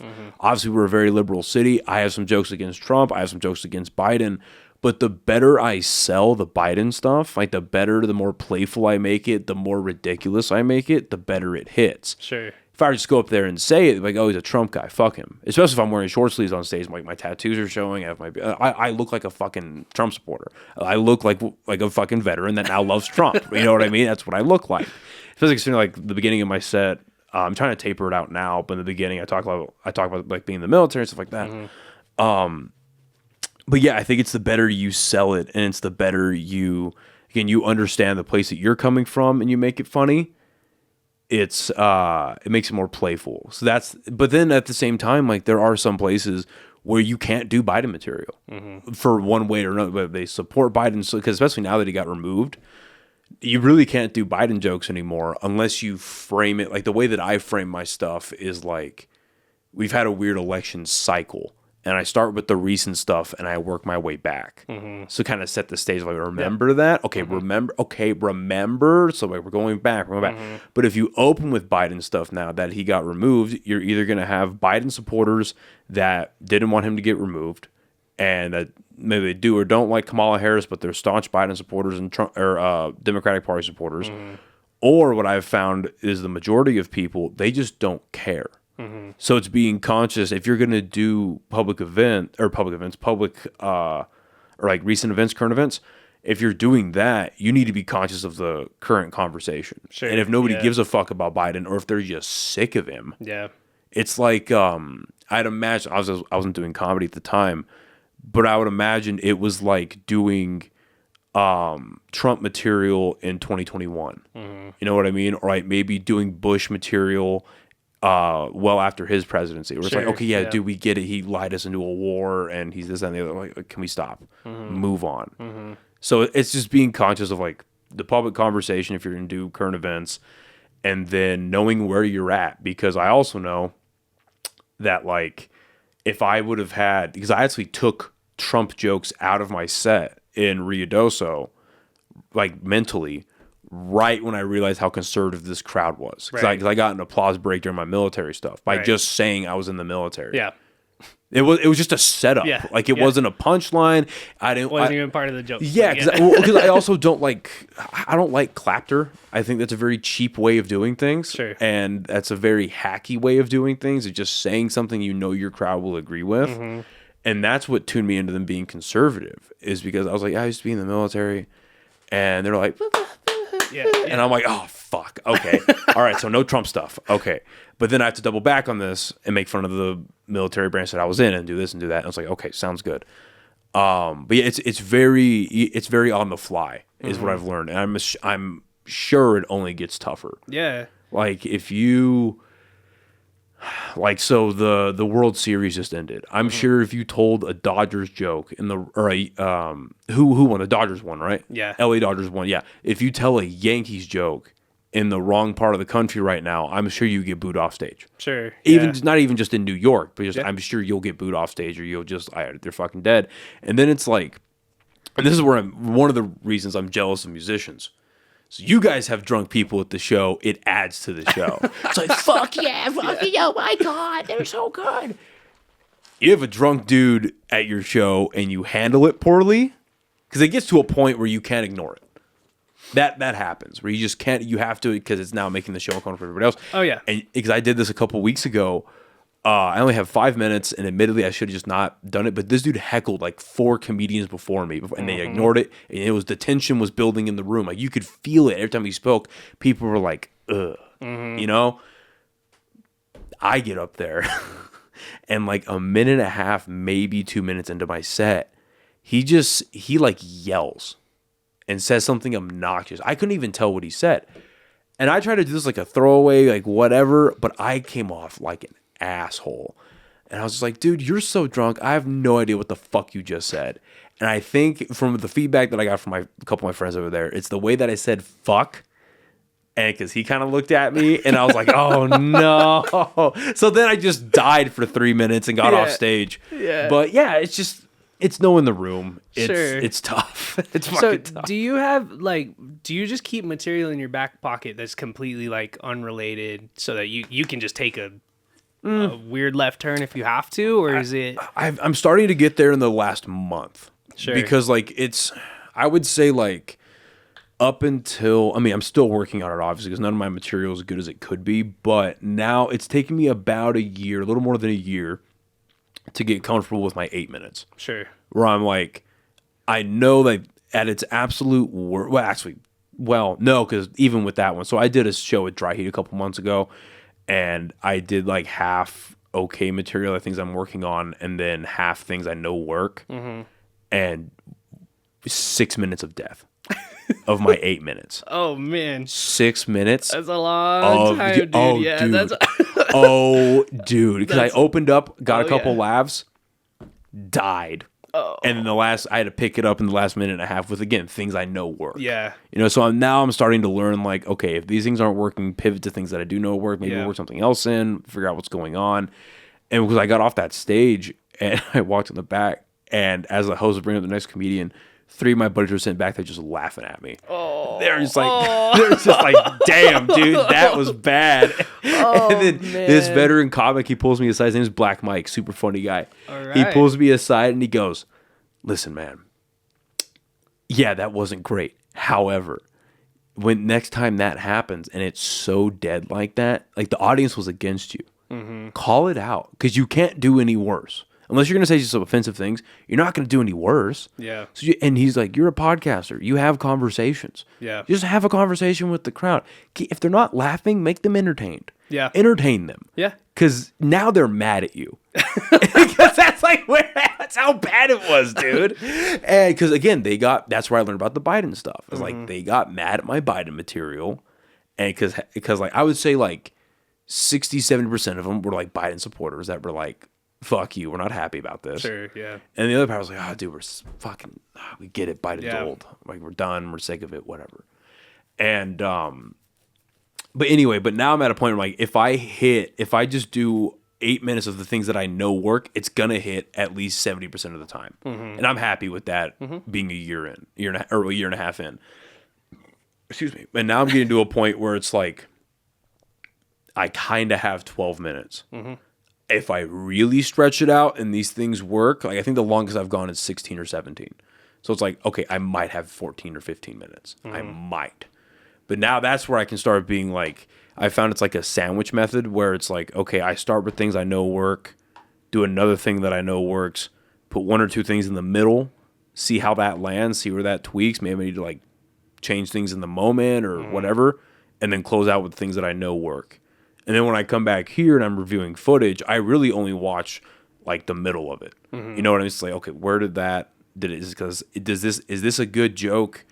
And because it was between 2 other things that didn't work, did it just not make sense? Or like, did this thing contradict this thing? Like, did the energy get killed here? Like where? So it's that type of learning process where it's like, oh no, this is actually a good bit. It just needs to come after this. And it just needs, because you're telling a story every time. Right. And it's something like that. Where like, I know I have things in my back pocket. Like, so for instance, when I go to Casadas here in 2 weeks, I think. No, fuck. Next Friday. Comes a lot faster than you think. Yeah. So next Friday when I'm at Casados, those are going to be sold out shows because the comedian's going up. Did you ever watch like the original Sabrina the Teenage Witch? Like know about it? So Caroline Ray, the chick who played one of the main witch aunts. Okay. She's who I'm opening for and hosting for. Yeah. So that's gonna, especially because it's Rio Rancho and a bunch of white people and older. It's just typically it's either like middle-aged to older Hispanic crowds or a bunch of old white people up there. So I know that it's gonna be sold out, and I know that that's gonna be a high pressure thing. 'Cause I want to get booked there again. Yeah. So I'm only doing things that Bangers. work. Yeah. Bangers And the one thing that I'm happy about, for whatever reason, I'm pretty decent. Provided it's with the right crowd, I'm pretty decent with my political stuff. And it's happening the first weekend after the election. Ooh. So maybe not Friday, because depending how things go, if there's some election fuckery. Friday, we might have a new president-elect. Saturday, we definitely will. Yeah. So I know that at least half of my shows will be with a new president-elect. And now I'm trying to figure out, like, do I write things in anticipation of that? Do I just stick to material? Because I think it's safe just to say, like, because the way I frame it is like, I don't care who you voted for. We're all here right now. But we've had a weird election cycle, right? And everyone can agree with that. So then I can just do jokes that I know have worked from the past. I'm fucking, that's going to be fun. All right. Yeah. It's going to be fun. But it's, it's, and that's what, one of the things I like about comedy is you can think of something that day, and whether it's an open mic or if you have a show, you can just go try it out and just, does this have legs? Yeah. Like, does it have legs? Can this work? Whatever. But then on the flip side of that, it's just you. You're on stage by yourself. Oh, yeah. And it's like, figure that shit out. And that's why I'm jealous of the musicians. At least you guys all have each other. I mean, yeah, I played the national anthem by myself last night. Well, so right. Okay. It's just like my mentality, at least this is where the musicians have the upper hand, is that nobody is there to watch you fail. Oh, yeah. Well, I mean, I'm not saying that people are there to watch you fail. Like, I think, No. I see what you're saying, though. For us, like, everybody wants us to succeed. They want to go and watch a good show. And I'm sure it's like a parallel on the comedy world, like, I'm sure they want to watch a good comedian and laugh, the whole time. But if the comedian is bombing, that's still entertaining in some form. For musicians, like, this is just like, well, and there's this weird, like, culture thing. It's starting to die now a little bit, I feel like. But there's this weird culture thing where for a while there, people wanted to see stand-up, whether it was online or in person. They wanted to see stand-up so they could see somebody say something horrible, and then they clip it, and they try to make it go viral, and they say, oh, look how sexist this person is. Yeah. Look how racist this person is. And listen, like, do you know what the Kramer incident from the guy who played Kramer in Seinfeld? So Michael Richards used to be a stand-up comedian. Uh-oh. So maybe like 2 years after Seinfeld ended, maybe even earlier than that, he goes on stage at the LA Improv. Yeah. Is it a big club? Yeah, big club. Yeah, big club in LA. And he's doing his set, and something happens where there's like 3 or 4 black dudes, I want to say, up in like the top like balcony seating. And he decides to just start carpet bombing them with the N-word. Saying horrible things about like how they used to get lynched. It's bad. Like, it is bad. Yeah. Understandably, he gets blacklisted. Oh, yeah. Career ends, right? So that was like one of the very first incidents of like the cancel culture in comedy, which is, that's okay. Understandable. That's understandable. Fine. That's understandable.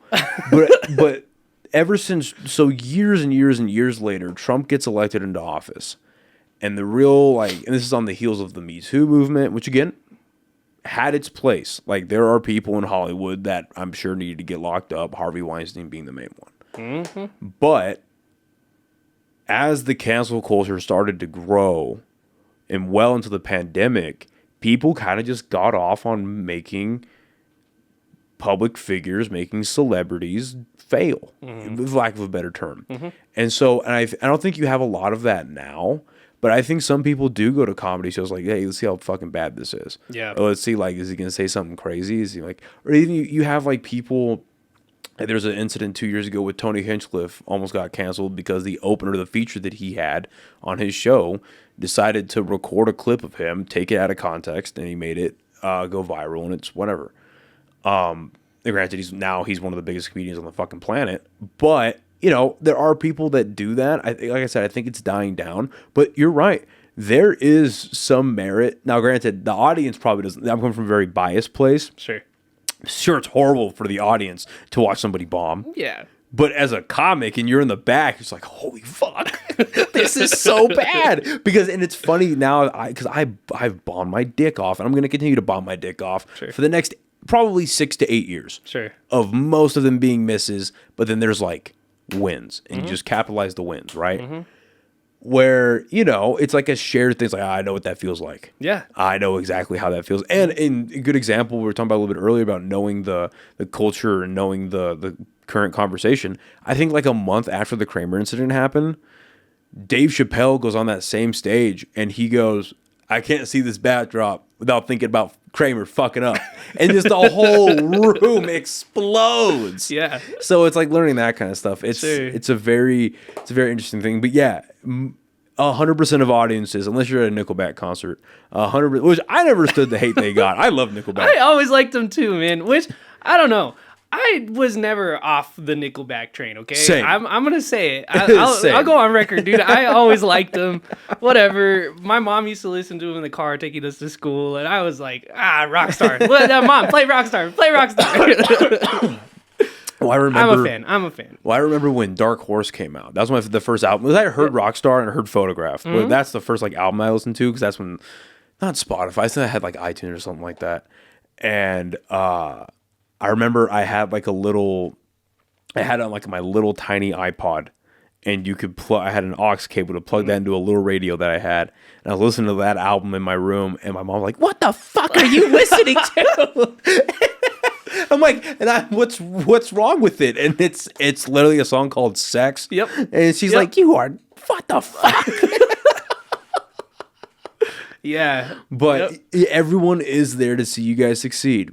And I will say this, getting a huge, now granted, I haven't gotten like ginormous, like roof busting, but I've had some pretty great fucking shows. Yeah.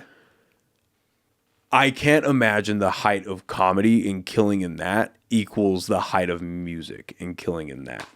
Because like there's a weird trance you put people. I've heard Rogan put it like it's like you're hypnotizing the audience when you're doing stand up.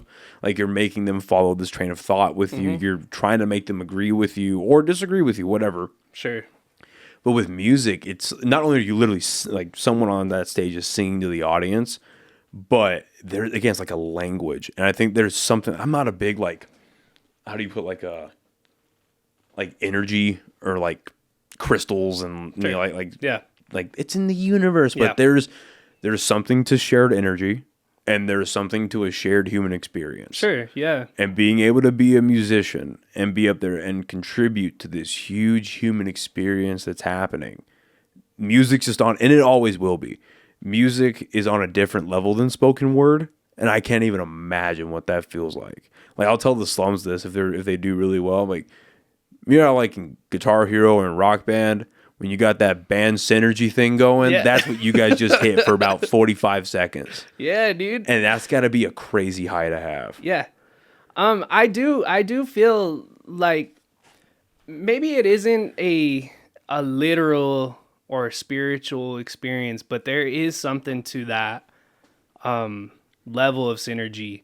I mean, and sometimes I've even had this experience where it's not with the crowd. Like the band can just be vibing. Right. And we'll be in our own world. And like whether the crowd picks up on it or not, like there's something happening. I'd imagine it would be a very unique situation unless you guys are like they don't like our music. Fuck them, we do. I doubt that happens more often than not, but I'd imagine like it would be rare to find a situation because if you're not, I think this goes across the board for performers. If you're not having fun, they're not going to have fun. Yeah. And or not even that. I take that back, because I know I've seen musicians go up locally where it's like, I know they're having fun. They're just nervous as fuck. Sure.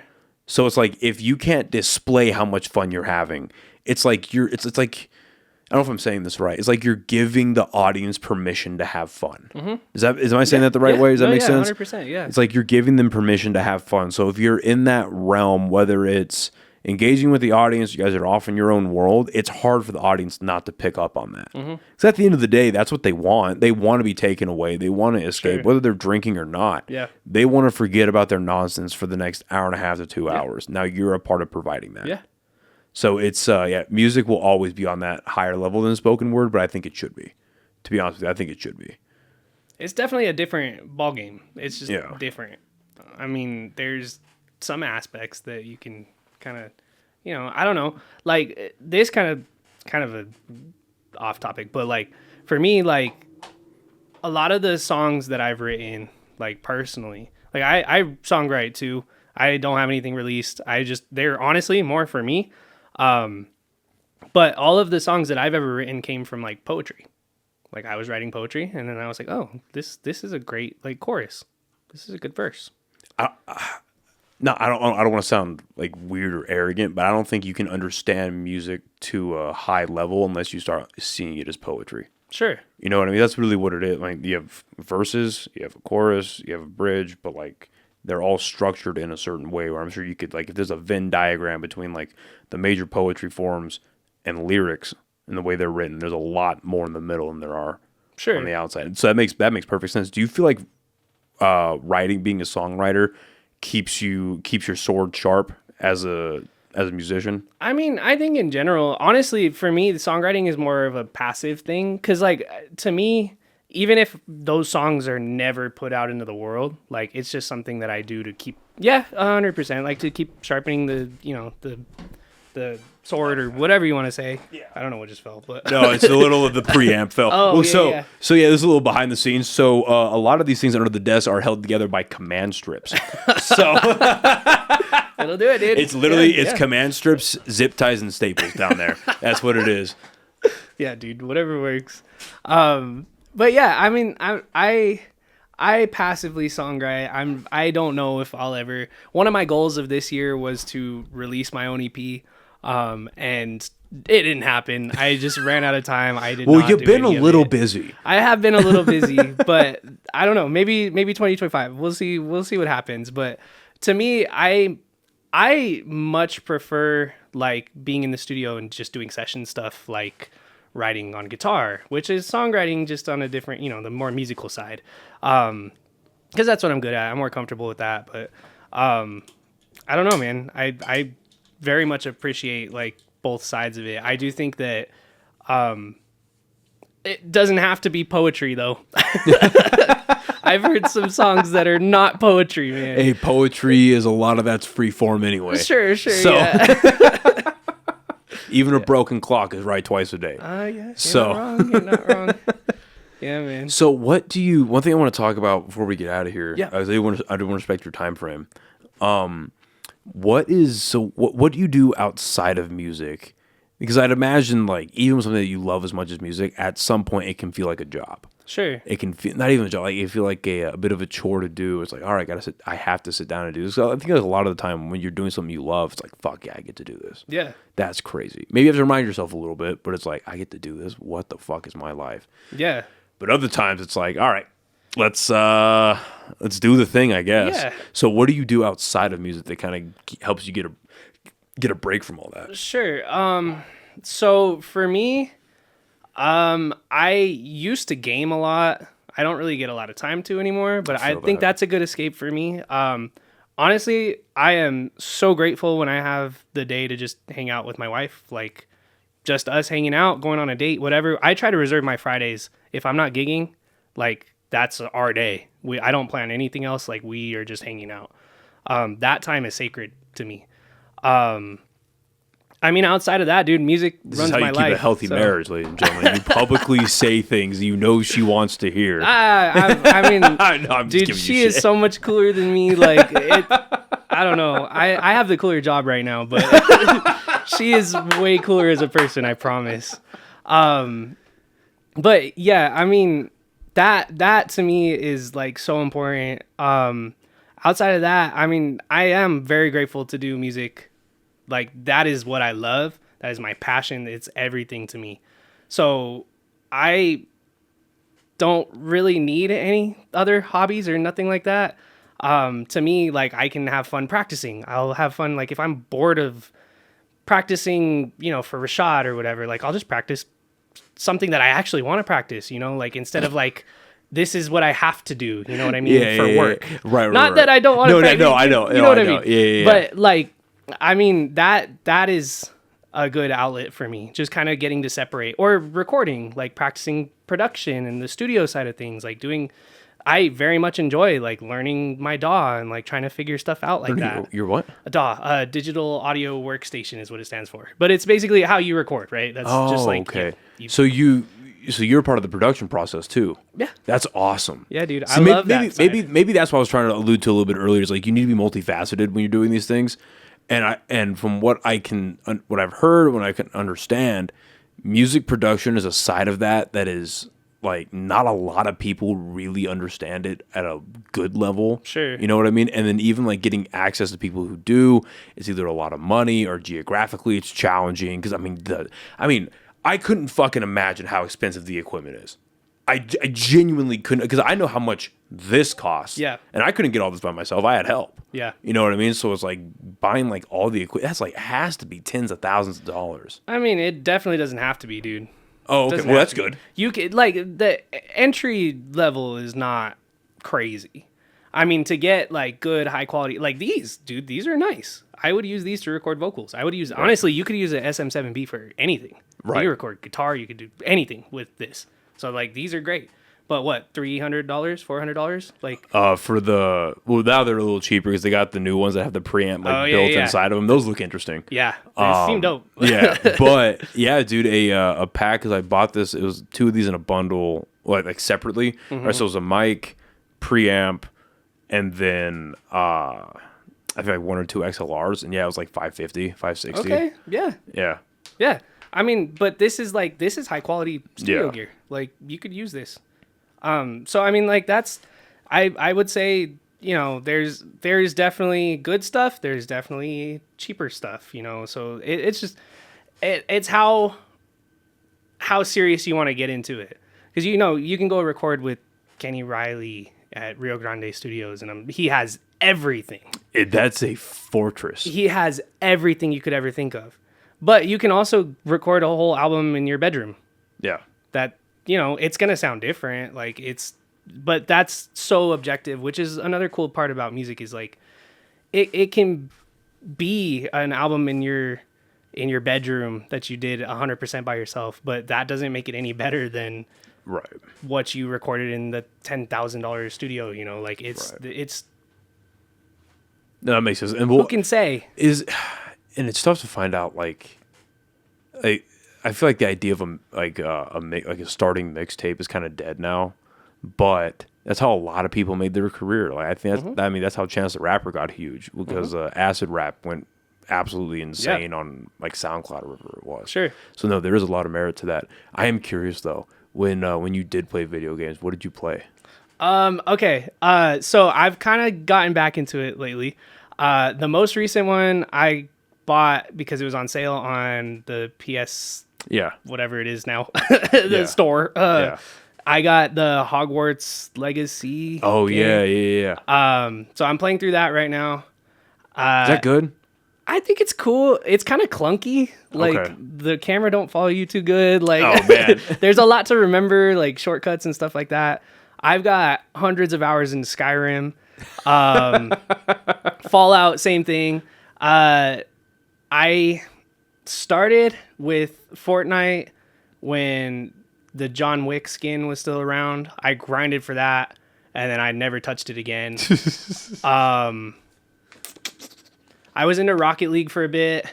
I was getting competitive, and then I found out I sucked bad, like playing with dudes that are actually good. You're good enough to stomp your friends, but you're not good enough to. That's what I hit with Mortal Kombat because I got super into the NetherRealm games in high school, and I got pretty good at MK9. And then Injustice came out, obviously because I'm a fucking dork. I was like, a fighting game. Injustice was sick, dude. Yeah, so I probably. I don't be one of those guys that says like I got 1,000 hours, but I got probably close to 700 hours. Yeah. Across the Xbox and then the PC store or Steam.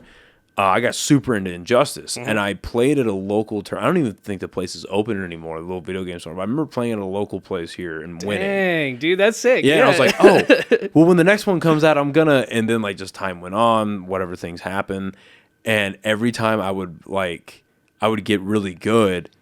I would just be like fine online, but then if I play like a ranked game, I would just get demolished. Oh yeah, and I was like, oh fuck, I'm not that good anymore. It's a humbling experience, dude. It's a humbling experience for sure.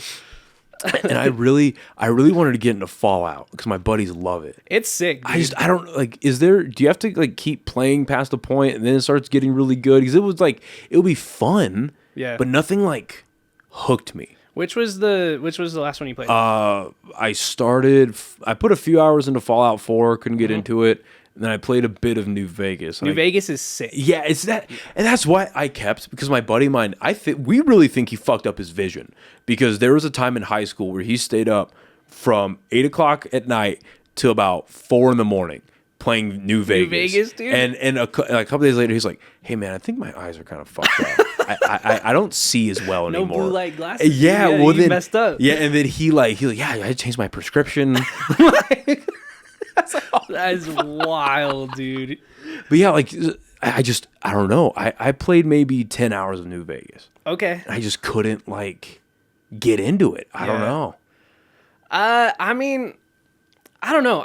You might not just like that style. Maybe. Yeah, maybe. I've kind of always been into games that like I can kind of just do my own thing, and like I very much like. I think it helps me in real life, like having to make decisions like that in the game, like whether it's super messed up, like GTA 5, dude. I played a ton of GTA 5 too because it's open world. Like you get to do whatever you want. Like I don't know. To me, like that's always been fun for me to kind of just pretend to be someone else. Maybe that's who did you choose to kill at the end?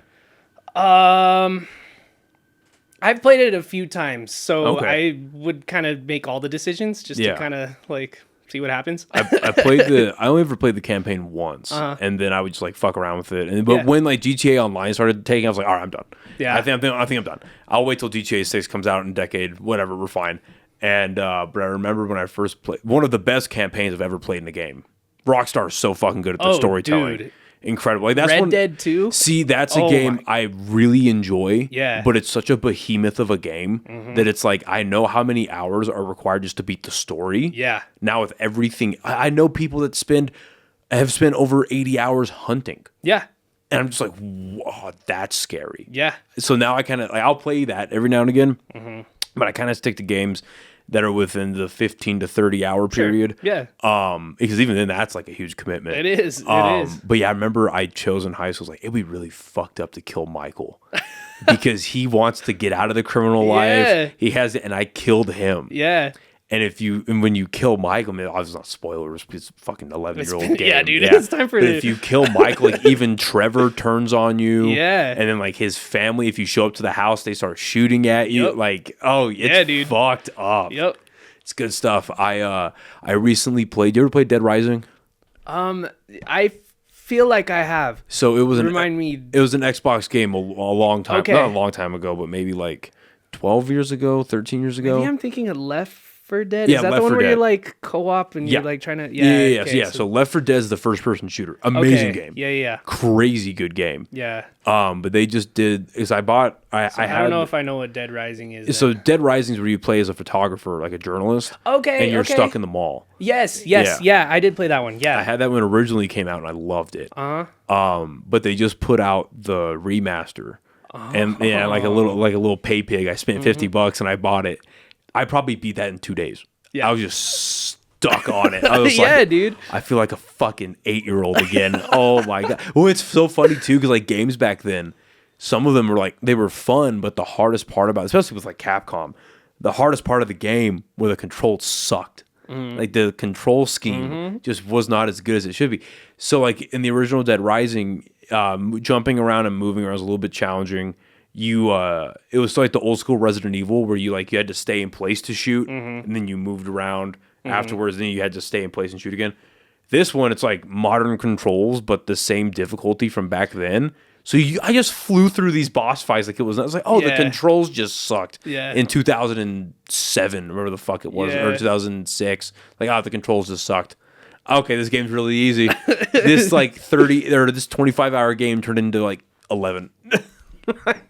Yep. I'm sure the experience too, the life experience probably helped with that too. Yeah, a little bit. Yeah, maybe you're right. Yeah, I was also a child playing that. Maybe that is true. Dude, I felt that way because I replayed Super Mario 64. Nice. So that I had on the Switch. It was like a bundle that my buddy Jager gave me for Christmas. Was it 64 Sunshine? Yes, exactly. And Odyssey. Yeah, I've got that exactly. Too. So I was playing through that and like playing the old, getting all 3 stars like in every mission. I was like, man, this is easy. I don't know why I was having such a hard time like back then, but it was like, oh yeah, I was like literally like 4 trying to play this. Like what? I will say this: the one game I can't beat, and it's not going to happen. I don't think. I was clearing out my garage. It's a fucking mess now, but I was like going through my garage, throwing things out, whatever, and I found my old Game Boy in all these cases, and I had it's a Game Boy Color port. Yeah. For the original Super Mario Brothers. Okay. Throw that in the Game Boy, and I'm still stuck on Earth 8, level 2. And there's only 3 levels in the Earth or in the world, and I just can't beat it. Yeah. And I was like, all right, I'm done. This is going to be the game I never beat. Oh, fuck dude. this. We're done. Oh, dude. Yeah, I never really got, like, I think it was the difficulty and, like, the patience of timing everything. That was just not for me. But the side scrollers, dude, like I couldn't. I can't. It just don't make sense to me. And then like talk about growing up, because like as a kid, a Game Boy feels fine. I've got fucking adult sized hands, and the Game Boy is like this big. So I'm just like, dude, I found my Game Boy Advance SP the other day too. Yep. I was going through like a junk drawer and it was in the bottom. I was like, what? I can't believe I still have this. Yeah, dude. Dude, we had a comedy show Friday night down at Safe House, and my buddy AJ, who would put it all together, he has some friends show up, and one of them is boyfriend and girlfriend. They're wearing, first of all, it's fucking hilarious to me. They're wearing fucking South Park costumes. like he was one of them. He was like an oversized towelly, and the other one was Kenny, and it had like a Kenny head, like a giant Kenny head. And the chick sitting there dressed as Kenny playing a PSP. Nice. And I'm like, if I was a regular Albuquerque citizen, that PSP is mine now. I am yoink. Yo, dude. Oh my. Well, because my PSP got stolen when I was like in middle school, I think. I had it in my backpack and it just got swiped. Oh. Yeah. Dude, I lucked out. I may have stolen, but I found that Game Boy that I'm talking about, I found it on the ground. Uh-huh. Oh, you... Yeah, so I don't know if somebody just left it there and I was like, oh, this is mine now. I didn't see anybody leave it, but that's how I came across that bad boy. So that's hilarious. Yeah, man. So I found someone's personal property. Yeah. It didn't have a name on it, bro. In public, it didn't have a, you are a child. Yeah, yeah, dude. That's funny. Yeah, because now, like, you know, it's hard. Like I said, I bought like Dead Rising. I had to set time aside for that, and then like I bought the new Warhammer game. Okay. And what do you think? Crazy good. Yeah. My only complaint about it though is like don't buy it for full price. It's not worth $70. Sure. Because like the campaign, it's like, you ever play Gears of War? Mm-hmm. So it's a lot like Gears of War. Sick. It's a lot of fun. I loved Gears growing up. Me too. I'm psyched for E-Day. Dude. You see they're putting that out? Yeah. Is it gonna be on PS5 though this time? Probably not. Probably not. Probably. I know. Yeah. And because I'm hoping they put it out on PCs. I don't want to buy another Xbox. Yeah. But for that game, it's like, fuck, maybe I have. Maybe I will, it's like, fuck, it's so, like, that series is so good. But anyway, it's very much like Gears of War, but the campaign is like 7 hours long. Mm-hmm. It's very fast. Now, granted, it's not a very intricate, the lore is deep from what I know. I don't know shit about Warhammer. Sure. But I'm sure the lore is just extensive and crazy, and you only get like the tip of the iceberg. Mm-hmm. But like, the story's very simple. It's big alien swarm led by a big alien like king or whatever. Go kill it. It's hard to stretch that out into 20 hours. So I understand it. And because after that you have like a co-op side mission mode, and you have the multiplayer is fun, but multiplayer is probably going to die by March. Realistically, it's probably going to die by March, and then you're only really left. Well, I can replay the campaign, I guess, but it's still only 8 hours. Yeah. So $70 is very tough to justify. That's steep, dude. For a game in general, I have a hard time paying that. Yeah. I really, really do. The last time so I'm gonna do my best to not pay full price for a game ever again. And I should have learned my lesson with Mortal Kombat 1. I paid $110 for that fucking game because I wanted the DLC. Goodness, and they just barely finished. It came out September of last year. I want to say, September of last year, and they just barely finished putting out the DLC characters. And now they just released like, oh, we're going to do a whole new Raw. I'm like, no, I'm done. Yeah. I'm not paying $40 for new characters. I'm sorry. This is not fucking happening. Yeah. And I love Mortal Kombat, but just that game was so empty on release and super buggy. And I was like, okay, we're done.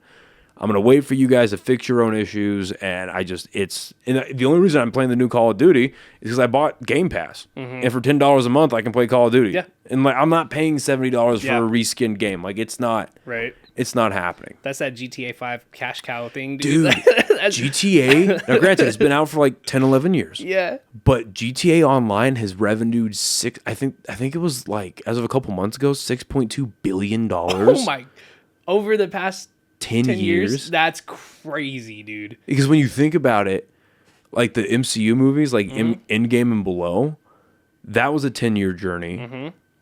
And that one made like... No, I think in total, I don't think it's profit. It's like total gross revenue or whatever was like $5 billion, which is crazy. Jesus, dude, yeah. That's a lot of money. It's a lot of money. That's still like the A-list cinema though, compared to well, I wouldn't say cinema, but I'm just kidding. But as far as like movies, like netting, right, your profit, that was the peak. Yeah, that is the most money that superhero movies are ever going to make ever, and even that didn't beat a single game that was just pay to play for 10 years. Oh yeah, that is crazy. It's like because what the first 10 years of the MCU had 24 movies. Jeez. And each movie is going to cost more or less $200 million. That is crazy, dude. That is crazy. When you put it in those terms, it's like, oh fuck, 6 point whatever's a lot of fucking money. Yeah, it's crazy. I don't know, man. The downfall of the MCU needs to be fucking studied. It's so bad. It's something, man. It's like, something. Did you ever get into like superhero movies or anything like that? Oh yeah, dude. I've watched every, I think, Marvel movie. Okay. Like that's come out in the past, probably all 24. Yeah, probably. Did you watch any of the Disney Plus shows? We watched WandaVision. I think was the last one that we like kept up with. Damn. But just wasn't interested. Just Loki was hard at first. Okay. And then Time. I don't watch a lot of TV anymore. Yeah. I used to, but now I don't have a lot of time to. I think I've started like all of them, just never like completed them all. Yeah. Yeah, but then because I feel like there's no, because especially in the first 10 years, there was like an urgency. It was like, I gotta go watch the new chapter or the movie to see the new chapter of this story. What's gonna happen next? When's Thanos coming? What's happening with the? But now it's kind of just like, okay, what are we doing here? Yeah, you've mentioned the X-Men like 4 times. Okay, I mean Deadpool and Wolverine was sick. Did you watch that? I loved that movie. That movie was sick. I loved it. Now, granted, I've only seen it once. I would like to see it again to see how it replays. How much of it was nostalgia and like fun, and then how much it was like actually good movie, good story, whatever. Oh, bro, I was cracking up the whole time, right? From start to finish. I was dying. How many times have you seen it though? Just the once, right? Yeah. So I get it. You know what I mean? Yeah. That's what I worry about now. Yeah. Because even like, so I loved No Way Home. When all the 3 Spider-Man came in, that was a religious experience to Tobey Maguire again. But I've watched it a couple of times since, and I'm like, kind of don't hold up. like it holds up. It's fun. Getting to the Spider-Verse stuff is a little bit of a slog, and like it's funny because obviously the studio, they know about the audience reactions. They expect the applause and the they expect all of that. Yeah, but then so like that scene where Andrew Garfield first shows up, and he hops through the portal. And he rips the mask off and he just stands there.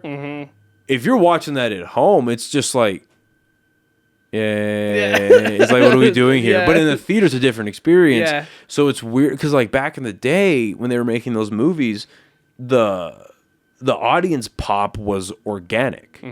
Like the one that always comes to mind is in Age of Ultron, when Ultron picks up Thor's hammer, just hands it to him. They didn't wait for an audience applause. It was just a dramatic effect, and then move on. But the whole audience like, what the fuck just happened? Yeah. But now kind of like post Infinity War, it's kind of just awkward. There's these awkward silences in the movies, and you're just like, all right. Yep. But now they just put out stuff like fucking She-Hulk was trash. I couldn't get through that one. I haven't seen the Marvels, and I was the guy that like just like you said, I went to every time opening weekend, seeing it every. But now I'm just like even with DC, and I always preferred DC to Marvel. I just always did. But in the movie speaking, but I haven't seen the last Shazam. I didn't watch Blue Beetle. I didn't watch Aquaman. I saw The Flash because it had Affleck in it. I'm a big fan of him, but The Flash wasn't very good. I don't think I saw that one. It's not worth it, dude. I mean, some of it's borderline disrespectful. Yeah. Did you watch Joker, the new one? Oh my god, it was bad. Really? You thought so? I hated it. Yeah. So me and my chick went to go watch it, and we're huge fans of the first one. Yeah, me too. Like we watched the first one, and then like 2 weeks later, I deployed. So that always kind of like a special part in our relationship. Sure. We're like, oh, Joker 2 is gonna come out. We gotta go watch it, whatever. And we've rewatched the first one a ton. It's just a good. Well, yeah, it's a rip-off of Taxi Driver and King of Comedy. Whatever, get past that. It's a fine movie. It's well-made. It's beautiful to look at. They knocked it out of the park. Yeah. Dude, that second one, it's like... I would hate to think this about any artistic creation. It felt intentional. It felt like it was intentionally bad. Sure. And we were sitting there like, what is going on? Like, it wasn't even like the musical part of it. It was just like the story was bad, the writing was bad. And it's like, it's weird to watch a movie sequel do the whole, like the South Park, like member berries off a movie that's just the one in the franchise. Yeah. You know what I mean? And then, oh, yeah. And then, so I'm assuming you saw it. I saw it. I Okay. didn't hate it. Okay. I didn't hate it. I tried to watch it for what it was. Okay, so what was it though? I mean, I don't really understand. And that's where I struggle with it. That's where I struggle with it. Is like, I don't really know what they were getting at. I hated the ending. Well, it's like, who is this for? Yeah. Like, I tried to like appreciate the artistic element of like, okay, they're going to make it more musical. Like, okay, this is kind of cool. They're doing whatever, Broadway, whatever. Like, I tried to see it for that. But the musical stuff, and I kind of knew it was going to be. Yeah. Right? Because the beginning of, or the first movie, what was so cool about it was you could have arguments about how it ended. Was it all real? Was it in his head? Was it fake? Is he hallucinating? Right. Was he ever the Joker? Right. But if you make a sequel, you have to cement that these things happened in the first movie. Right. So it's like, okay, if you're going to do that, commit to it. Right. He's never the Joker in the movie until the last courtroom scene. Right. Everything else is fantasy. So then it's like you're kind of turning back on your own storytelling method. And the music stuff the music stuff started to piss me off when it was not good. But the idea of it being a musical, like, okay, maybe it's something new. Yeah. Joker's a very eccentric character. You have Lady Gaga. I'm sure she has something in her contract where she has to sing. Yeah. I wouldn't be surprised. It's like, it's one of those ridiculous things like The Rock, he has in his contracts for movies, he's not allowed to lose. Yeah. What? Yeah. I mean, I don't want to watch The Rock lose anyways, but I think he's a fucking Hollywood shill these days. But, really? Oh, yeah. But I used to love The Rock. But that makes perfect sense. That it's like, if you're going to be the biggest movie star ever, you don't want to lose in a movie. Okay, Yeah, fine. Whatever. yeah. Whatever, man. But, like, why is it a musical? Well, why are we here, first of all? Yeah. And that question, I don't think you can answer that. Yeah. Like, why did the movie happen outside of a first movie happened? Not even talking, like, $1 billion, Oscars, but just like the first movie happened and it left it open for a sequel. Yeah. But then why else are we here? Like, what story are we telling? But you hated the ending, huh? I hated it. I thought it was dumb. I didn't think it like went in the line of the rest of the film at all. Yeah. It was like, I saw it coming too. Really? Yeah, I really did. I told because my wife and I watched it together. I was telling her, I was like, Brianna, this guy's gonna do it. He's gonna be the one. Like, he's gonna be the Joker. Like, just you. What was just funny? wait. What was funny is so you have this like sidekick character that kind of like follows Joker around a little bit in the movie, but he dies. Yeah. So then it's like, oh, well then that was a wasted character. Yeah. And then there's this other background person that comes out of nowhere to kill him. Yep. And it's like, but, and then it was so funny. So we were in the movie and my girl, she was like, I have to go to the bathroom. This is too long. I need to go to the bathroom. I was like, okay, whatever. Right when she leaves, she's like, just text me if anything big happens. Literally 15 seconds later, I whip on my phone. They raped Joker. Oh yeah, dude. Oh my god. And she's like, there's no fucking... I'm like, I promise you. That was crazy. And mind you, we were the only people in the theater, too. Oh my god. So we can speak openly, right? Yeah. So I was like, yeah, you left, and 15 seconds later, they took him in the back and they raped him. And then they dragged him away with his underwear off. Or like underwear like hanging a little bit. So yeah, they raped the Joker. That was so crazy. And that didn't have to... No. Like, there was no... What happens at the beginning of the third arc, or the third act? Yeah. So it's like, we've been here for almost 2 hours. And now, And there's no character arc for this guy. Yep. And he gets raped, but they don't even use that as like oh, now he's going to go crazy. Yeah. No, he kind of just takes it. Yeah. It was like just for the shock factor, which was... That was like I don't know, man. It's not good. Because the problem, that's where I struggled with it. Yeah. I didn't like I said, I tried to appreciate like the artistic element of it, the music, whatever, like all of it. Like I was like, okay, this is gonna be an art film. right? This is gonna be an art film. This is not gonna be something that I can take super seriously, like the last one. Right. 'Cause the last one I loved, took super seriously. Right. Because it called you to. Mm-hmm. It was like, no, we're going to talk about mental health. We're going to like borderline beat you over the head with how horrible this guy's life is. Yeah. And like, what are the circumstances that lead? And yes, they took from Taxi Driver, but they took a lot from The Killing Joke too, with like the whole stand-up comedian thing, and like they kind of replaced the thing with his wife leaving him to his mom not loving him in a real sense, anyway. Sure. But it made you take it seriously. But then you watch this one, and yeah. The rape scene was so out of pocket, so uncalled for. That made me mad. Yeah. That made me mad. That was the determining factor for me to like be like, okay, this is trash. This is garbage. I didn't hate it as much as like the media surrounding it. Yeah. I really didn't think it was that bad. I didn't love it by any means. well, there is an element of, especially like with Arlo's getting clicks, right? There is an element where it's like it's fun to dogpile and to get like clickbait stuff like that. Sure. But I gotta be honest, man. I think it is no. It is one of the worst comic book movies ever made, and it's tough to call it a comic book movie. Yeah. I will say that. Yeah. Like, I was thinking, that movie will pop in my head every now and then. I'm like, what traditionally bad comic book movie would I rather watch? And there's a lot of them, dude. I think I would have rather watched Elektra. I think I'd rather. Where does Green Lantern rank on that? You know what, dude? Green Lantern is not good, but it's, again, I don't think it's this steaming pile of shit everybody else does. But I would rather, because you know what Green Lantern is? It can be fun at times. When is there one fun moment in the Joker 2? Because even the fantasy stuff that looks cool, it's hollow. Yeah. Because it's just like, okay, yeah. This is all fantasy. It's not going to affect anybody. Can we wrap it up? Can we get through it? And then, like, at the very end, when she meets him at the stairs, because why is that happening? First of all, right? It's like, there's just the stairs, okay. Yeah. But she's there, and she starts singing, and he goes, "Stop singing." Dude, I lost my mind laughing. Is that like a meta joke? Like, you people know how bad this is? I don't know, dude. I was genuinely flabbergasted with how bad. And then at the end, where the guy kills him, and he like carves the smile into his face. So I guess that's what Todd Phillips wanted to do for the first movie. But at the time, that's why he wanted the first movie to end instead of Arthur going like that just to cut it. But I guess at the time, Christopher Nolan still worked at Warner Brothers and was like, hey, that's kind of a Heath Ledger thing. Can we just like respect the memory a little bit? Like, it's a great concept and it would work great in this movie, but can we just respect this? Yeah. Do not do that. Yeah. And he gave Todd Phillips like a hard no. Yeah. And he didn't do it. Well, now Christopher Nolan's gone.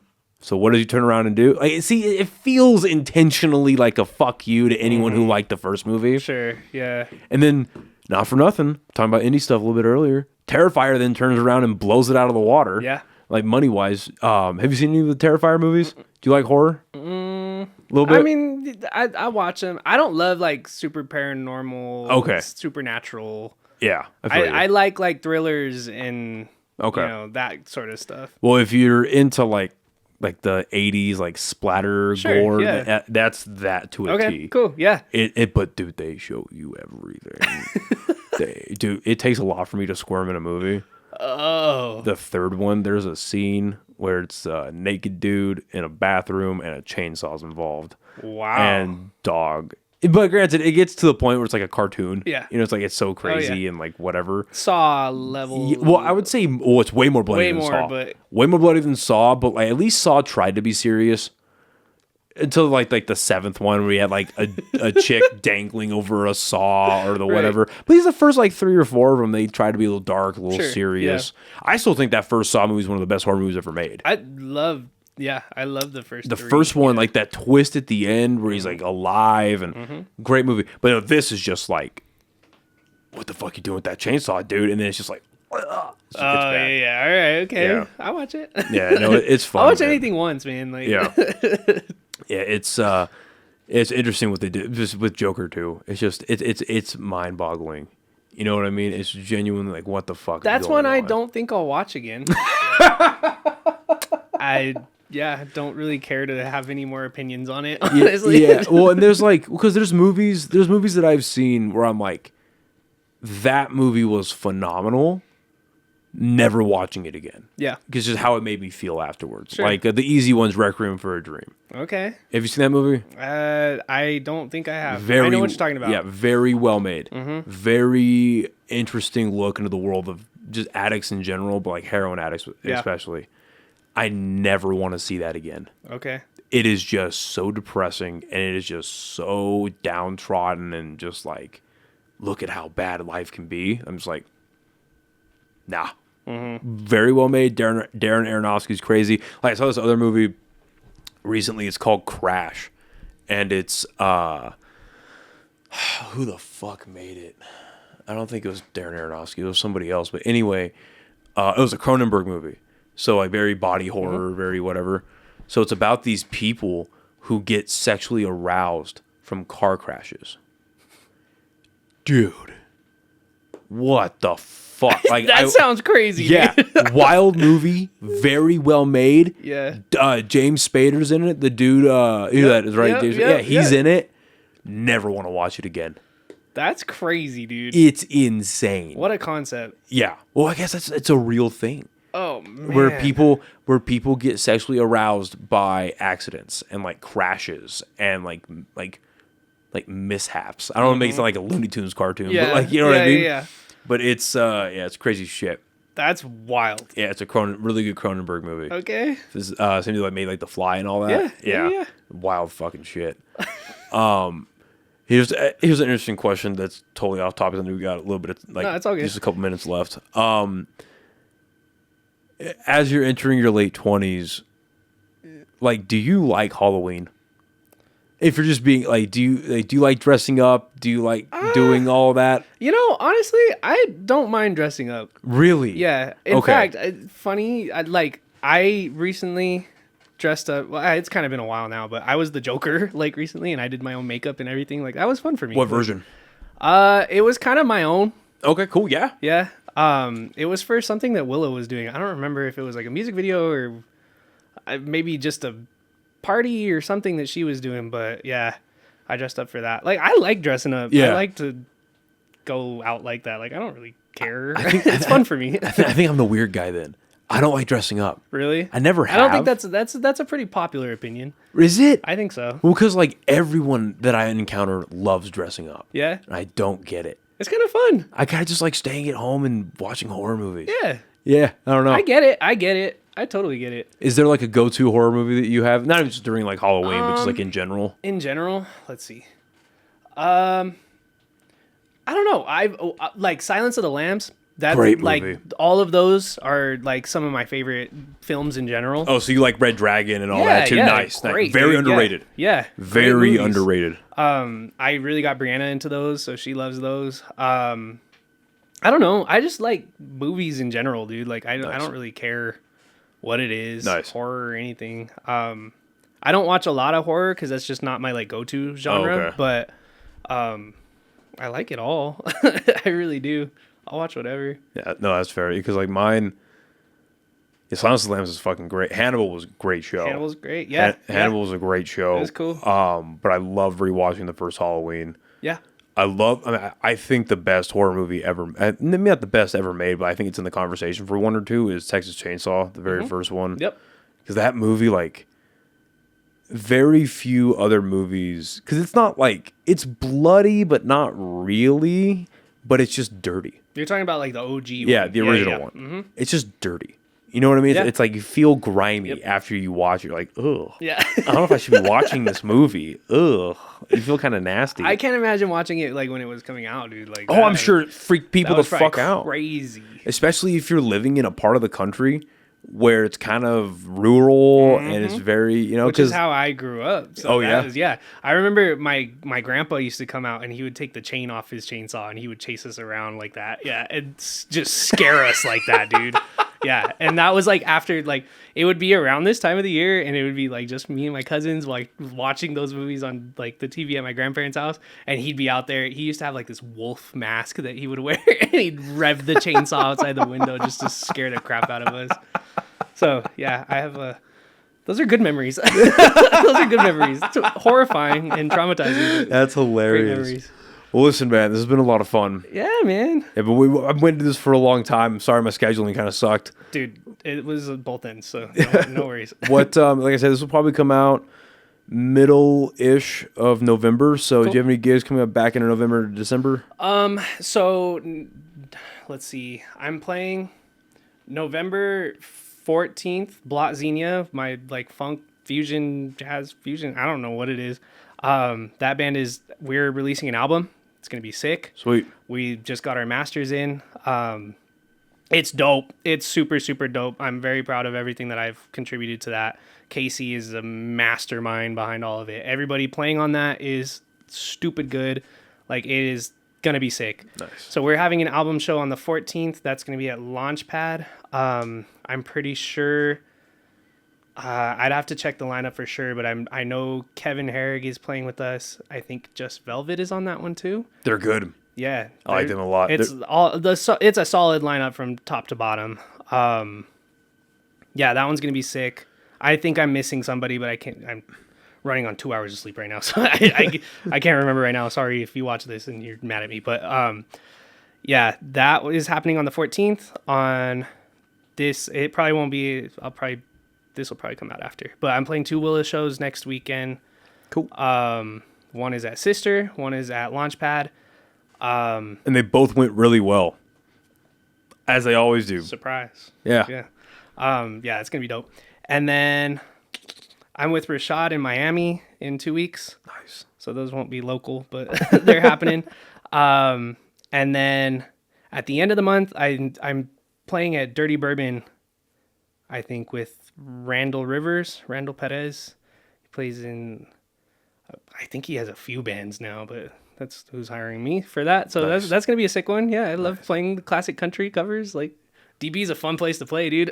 Cool shit, dude. Yeah, man. Well, it's awesome seeing, like, local people in general do really well, but it's awesome seeing, like, your rise over the last year, dude. It's fucking sweet. Thank you, man. And then where can people find you on social media? Instagram at Ezra Sena, EZRA, That's probably like the best way to get a hold of me. But I think I have everything but Twitter now, which is called something else, which dates me. Yeah.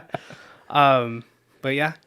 Fuck yeah. Sounds good, dude. Well, again, thank you very much for doing this. I'd love to do it again sometime. Of course, man. Yeah, let's do it. Thank you, everyone, for listening and watching, and we'll see you next time. All right, Bye, everybody. Thank you,